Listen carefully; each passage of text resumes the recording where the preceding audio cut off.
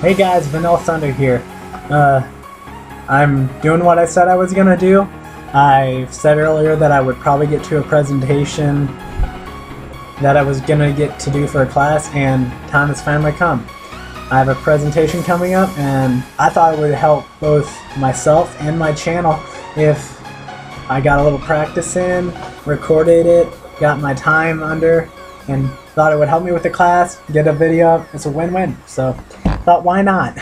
But anyway, what I'm going to be talking about is the Ray Rice situation and the NFL and its unacceptable suspensions. And let's start off with talking about the Ray Rice situation. February 15th of this year, Ray Rice cold-cocked his fiancée, knocked her out, and then a couple days later, TMZ released a surveillance video of Rice dragging her out of the elevator unconscious. Then March 27th, Rice pleaded guilty to a third-degree aggravated assault charge. And then a couple months later, on March 23rd, him and his now wife, Janae Palmer, made a public apology on the incident. And then July 16th, NFL Commissioner Roger Goodell met with the couple to discuss the incident. Then a week later, Goodell would suspend Rice for only two games the upcoming season for domestic violence. And with all the criticism that Goodell was getting, changes had to be made. So on August 28th, Goodell and NFL executives changed the rule to a 6-game ban for domestic violence for a first-time offense, and a second offense would result in a lifetime ban.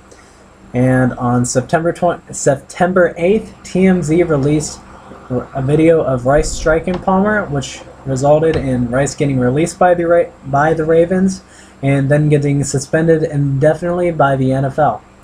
And there are a couple more domestic violence charges that have come up since Rice was released by the Ravens. Some more graphic, some more violent than Rice's.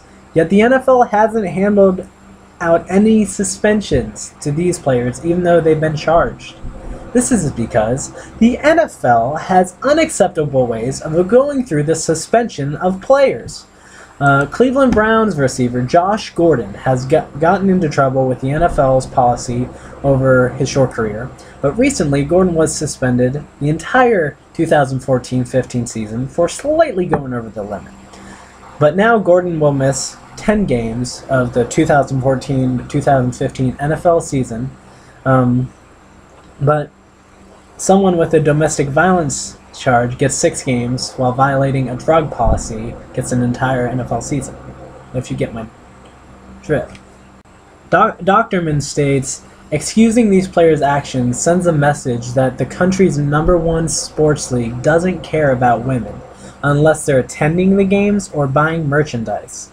And Roger Goodell hasn't handled the situation well, and pressure has been mounting on Goodell to do more. Some women groups have called for his resignation, says Russell.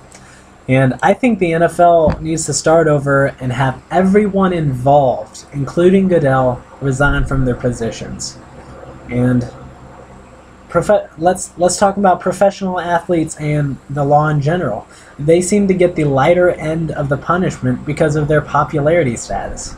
They still continue to play their sport, and people act like they didn't do anything.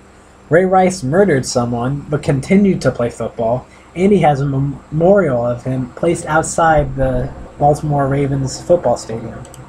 And in the NFL, stats show that in 2013, players in 21 of the league's 32 teams were involved with domestic violence offense.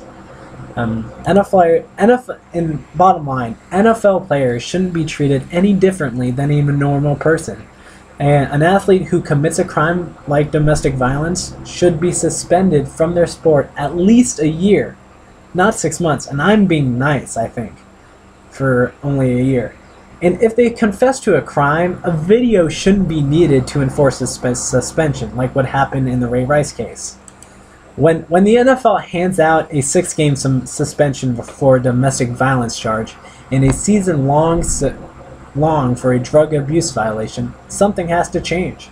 Whether it's getting a new commissioner and a new NFL staff, or fixing all penalties the NFL hands out, something has to be done.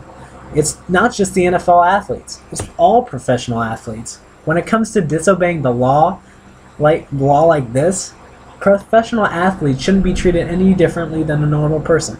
I stated that before, and I'll state it again. And if the NFL wants to get out of this pickle they're in, they'll need to do something about finding a way of treating some suspensions fairly and treating them in an acceptable manner. And that is period. That's my presentation for you guys. Hope you enjoy, and hit that like button if you want to see more. And hope you enjoyed, and thanks for watching.